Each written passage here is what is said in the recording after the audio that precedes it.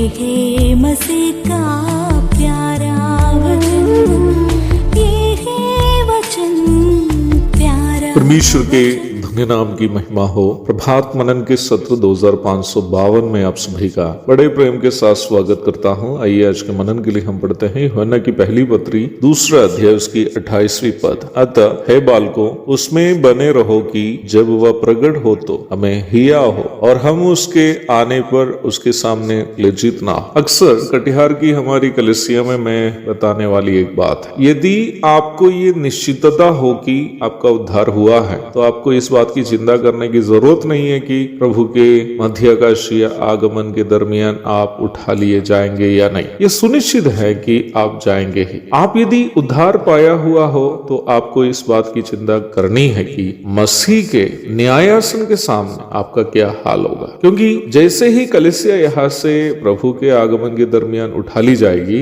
नंददा में हमारा अगला महत्वपूर्ण कार्यक्रम मसीह के न्यायासन है। 2 कुरिन्थी 5:10। वर्तमान संसार में हमारा हाल मसीह में क्या था यह वहां खुल जाएगा। अर्थात उद्धार पाने के बाद हम कितना अपने आप को मसीह की पहचान में बदल पाए ये वहां खुल जाएगा। मेरे प्यारो, मैं ये बात स्पष्ट करना चाहता हूं कि मसीह के न्यायासन वो जगह नहीं है जहां ये गिनती ली जाएगी कि हम कितने गाना गाए या कितनी सेवा की या कितने भाषण किए या कितने दान दिए। अर्थात ये वहां नहीं देखा जाएगा कि मैं और आप अन्य लोगों की तुलना में कितने अधिक सेवाओं में भाग लिए, बल्कि ये प्रकट हो जाएगा कि हम इन सभी का कितना मसीह की पहचान में किए। मैं इस बात को आपको समझने वाली भाषा में बताता हूँ। मान लीजिए कि मैंने अपने जीवन में 10 लोगों को 1000 रुपये करके मदद की है। मसीह के न्यायासन में ये जरूरी नहीं है कि मैं उन सभी अनुदानों के लिए प्रतिफल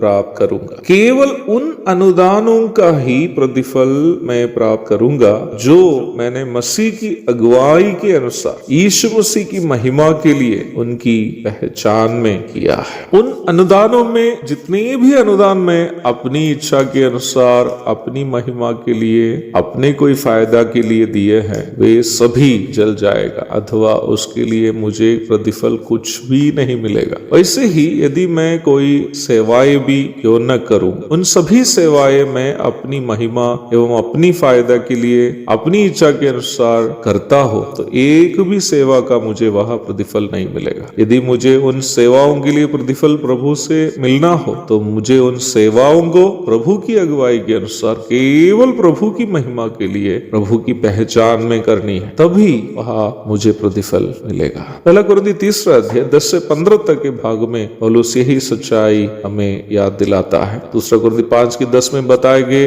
अच्छे काम वो काम है जो हम यीशु मसीह की पहचान में यीशु मसीह की महिमा के लिए करते हैं। बुरे काम वही है जो हम हमारी समझ के अनुसार अपनी महिमा या फायदे के लिए करते हैं, वो चाहे सेवाएं भी क्यों ना। प्रेरित यूहन्ना प्रारंभ में पढ़ी गई पद में याद दिला रहा है कि यदि हमारा काम यीशु मसीह की अगुवाई के अनुसार यीशु मसीह की पहचान में यीशु मसीह की महिमा के लिए किए गए नहीं रहे तो हम वहां लज्जित हो जाएंगे। लज्जित होना प्रयोग के लिए यूनानी बाइबल में उपयोग किया गया शब्द अहिस्कोस है, जिसका अर्थ शर्मिंदाजनक कार्य या पश्चाताप करने की बात है। समथिंग शेमफुल और समथिंग टू रिपेंट। ये प्रयोग यहूदियों के विवाह करने की प्रथा से जुटा हुआ एक प्रयोग। यहूदियों में एक कुंवारा लड़का और एक कुंवारी लड़की के बीच सगाई होने के बाद शादी के बीच लगभग 1 साल का एक अंतराल रहता है। इस 1 साल के अंतराल में दुल्हा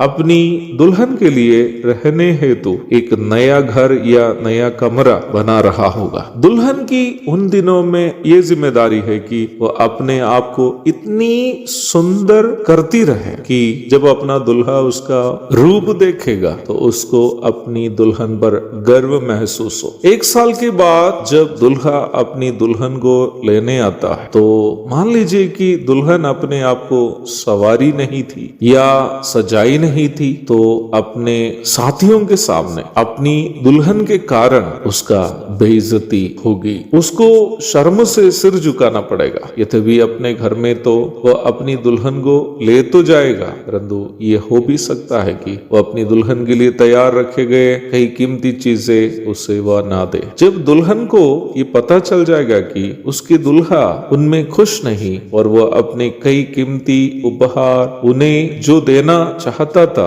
अब नहीं दे रहा है, तो दुल्हन भी इस बात पर पछताएगी कि वह सगाई से विवाह तक के जो समय अपने आप को सजाने के लिए उसे मिला था बर्बाद करके मूर्खता की है। मुझे सुनने वाले प्रिय भाई बहनों, उद्धार प्राप्त सभी विश्वासी उस कलीसिया का सदस्य या सदस्य है जो मसीह का दुल्हन है, जिसकी सगाई प्रभु से हो चुकी है। जो समय हम यहाँ बिता रहे हैं वो हमें संसार के लिए खर्च करने का नहीं है, बल्कि अपने दुल्हा के लिए अपने आप को सजाने के लिए है, ताकि उनकी उपस्थिति में हमें लज्जित होना ना पड़े, ना हमारे कारण वो लज्जित हो जाए। एक और शुभ दिन की धन्य कामनाओं के साथ आज का मनन में समाप्त करता हूँ। प्रभु आप सबको आशीष दे। आमीन।